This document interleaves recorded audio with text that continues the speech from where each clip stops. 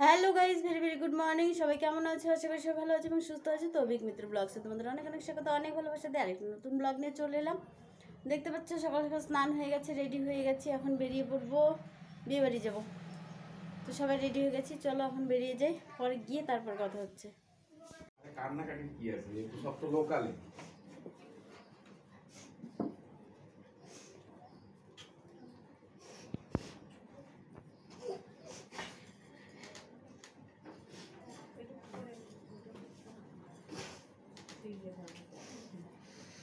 আচ্ছা তোমরা আগে না না আমি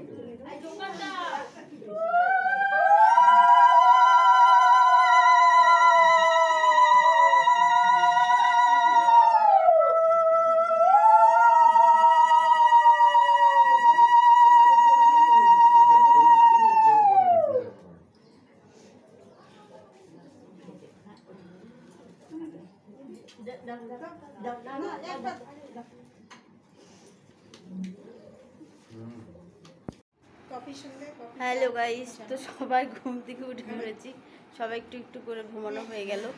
আর এখন সন্ধ্যের টিফিন হচ্ছে, আর প্রচণ্ড গরম লাগছে, একটু রুটি করে নিচ্ছি। সবাই চা কফি এগুলোই হচ্ছে খাওয়া দাওয়া।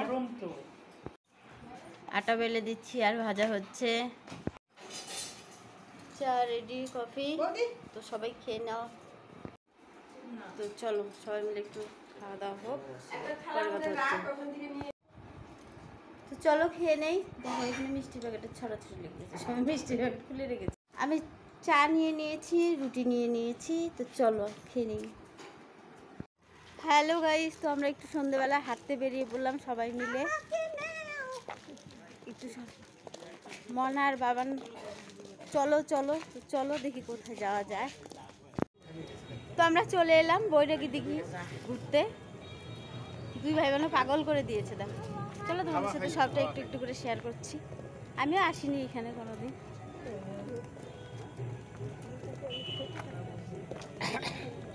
এটা হলো কোচবিহারের বৈরাগী দিঘি। বৈরাগী দিঘি দেখতে পাচ্ছ, একটু সবটা শেয়ার করছি। লাইভ করতেছো না ভিডিও লাইভ করো? দেখো দিঘির ভিউটা কি সুন্দর আসছে, সেই কারণে রাতের বেলা এলাম, একটু একটু হাওয়া। হাই গাইস, আজকে আমার সাথে যা হলো তা বলার নয়, সেটা আমি তোমাদের সাথে পরে শেয়ার করছি। চলো আগে একটু ঘুরতে যদি পারি তো ঘুরে নেই, তারপর শেয়ার করছি কি হয়েছে। তো সবাই আমরা পুকুরের পাশেই বসে আছি, সবাই বসেছে। দেখো বাবা নদীর দিয়ে ফটো উঠাচ্ছে, ওনাকে তো দেখাই যাচ্ছে না। সুন্দর জায়গাটা, এই যে আমাদের পট্টুমা পুট্টুমা।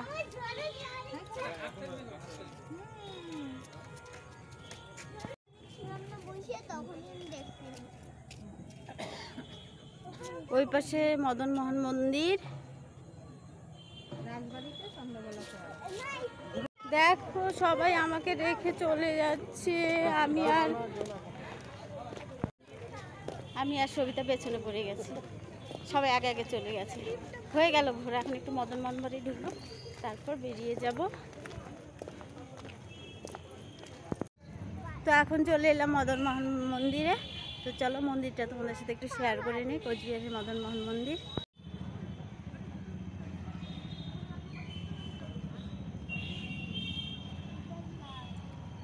এটা হচ্ছে কোচবিহারের মদন মোহন মন্দির। কি সুন্দর সুন্দর ফুল ফুটে আছে, দেখো।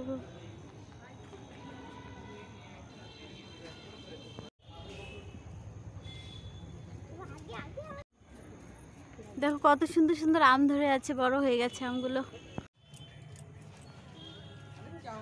মায়ের মুখটা তো দেখাই যাচ্ছে না, মা।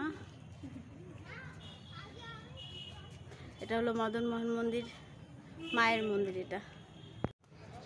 একটু চারো ধারটা ঘুরে দেখছি। আর মদন মোহন মন্দিরে আসি কোচবিহারে, কিন্তু ঢোকা হয় না সেইভাবেই।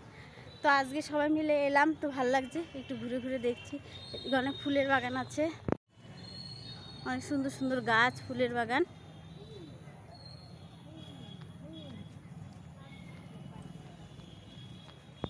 দেখো এদিকে কত সুন্দর সুন্দর ফুলের বাগান। ঘোরা হয়ে গেল। তো এখন আমরা বেরিয়ে যাচ্ছি মন্দির থেকে। বাবান মনারা সবাই অপেক্ষা করছে। তো চলো, রাতও হয়ে গেছে, অন্ধকার, কিচ্ছু দেখা যাচ্ছে না। দেখো আমরা সবাই চলে এলাম ঘুরে, দেখতে পাচ্ছ সবাইকে। তো চলো ওপরে যাওয়া যাক, খেতে হবে, কারণ আমরা আবার শিলাদির ওখানে চলে যাবো, রাত হয়ে গেছে। খাওয়ার টেবিলে চলে যাই। না ডাইকে আসলাম আমি, তো বসে বললাম খাওয়ার টেবিলে। তো চলো,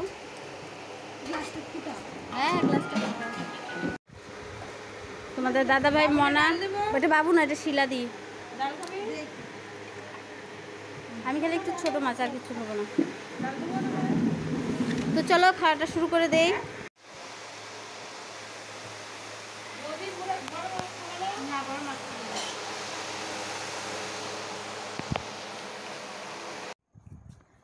হ্যালো গাইস, তো চলে এসেছি ওখান থেকে, বিয়ে বাড়ি থেকে। আজ তো মেয়ে চলে গেল, সবারই মন খারাপ। কী করতে হবে, মেয়েদের জীবনটা এরকম বলো। তো আজকে আসার সময় রাস্তা প্রচণ্ড প্রচণ্ড জ্যাম, তো অনেক কষ্ট করে এলাম। এত ভিড় আজকে, মানে বুঝতেই পারছো রাস্তাঘাটের যে পরিস্থিতি, খুব মানে ভিড় ছিল আজকে, অনেকক্ষণ জ্যামে আটকেছিলাম। তো আসার পর সবাই মিলে একটু গল্প হলো, এখন সবাই ঘুমোতে চলে গেল। আমি মশারিটা জানিয়ে নিলাম। তো চলো ঘুমিয়ে পড়ি, গুড নাইট বলবো সবাইকে। সবাই ভালো থেকো, সুস্থ থেকো, সাবধানে থেকো। আর কালকে তো বাড়ি যেতে চাইলাম, কিন্তু যাওয়া হবে না মনে হচ্ছে, কারণ বাবান আর মনা কোনো মতেই রাজি হচ্ছে না। মামি থাকো, বাবান বলছে কালকে যাবো না, এই হলো পরিস্থিতি। তো যাই হোক, কালকের দিন হয়তো এখানে থাকতে হবে। তো পরশু দিন শ্বশুরবাড়ি যাবো বীরপাড়া। তো কালকে যেতে চাইছিলাম, হবে না। তো চলো আজকের মতো গুড নাইট বলছি। কি গলা বসে যাচ্ছে আমার, বুঝতে পারছি না গো। Tata, by.